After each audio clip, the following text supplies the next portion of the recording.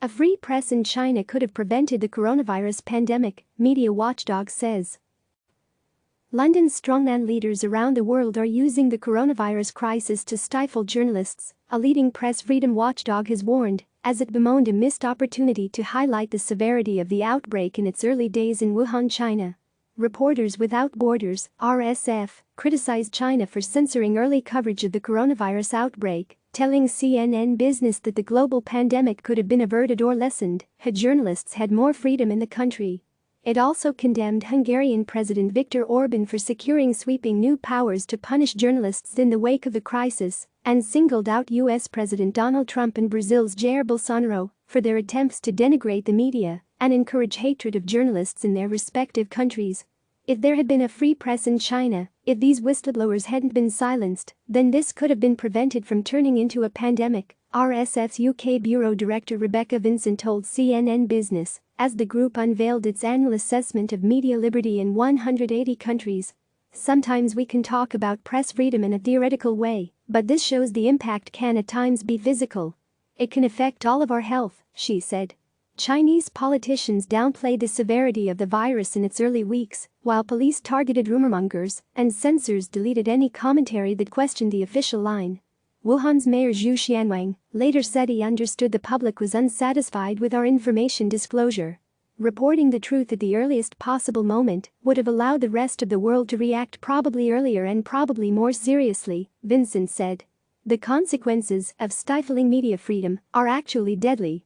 The Chinese embassy in the United States did not respond to CNN Business's request for comment. Norway topped the global index of media freedom for the fourth year in a row, with Scandinavian countries filling the top spots.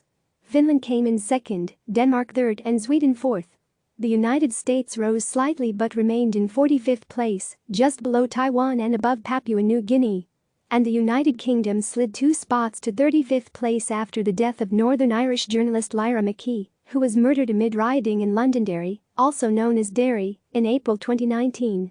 Her death, the first killing of a journalist in the United Kingdom since 2001, marked a staggering low point for press freedom in the UK, RSF said. Global Press Freedom Rankings, Selected Countries. 1. NORWAY 2. FINLAND 3. DENMARK 4. SWEDEN 5. NETHERLAND 6. JAMAICA 7. Costa RICA 8. SWITZERLAND 9. New ZEALAND 10. PORTUGAL 11. GERMANY 16. CANADA 26. AUSTRALIA 34. FRANC 35. United KINGDOM 45. United STATES 142.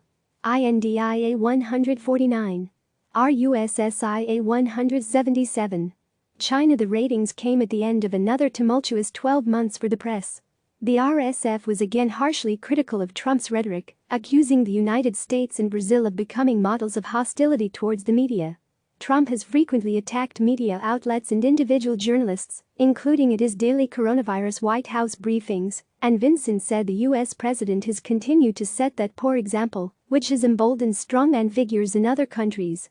The group's global indicator of media freedom worldwide has now declined by 13% since it was created in 2013, despite a marginal uptick in the past year.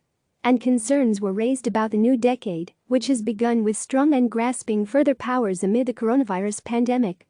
Among them is Hungary's leader Orbán, who last month was granted powers to rule by decree, allowing him to issue punishments for journalists if the government believes their coronavirus reporting is not accurate. The biggest risers in the index were Malaysia and the Maldives, following elections in each country. Other countries to record declining ratings included Poland, where the Populist Law and Justice Party won a convincing re-election and promised tighter restrictions on the media, and the semi-autonomous Chinese city of Hong Kong, which was rocked by anti-government protests for most of 2019. Click subscribe to receive the latest news.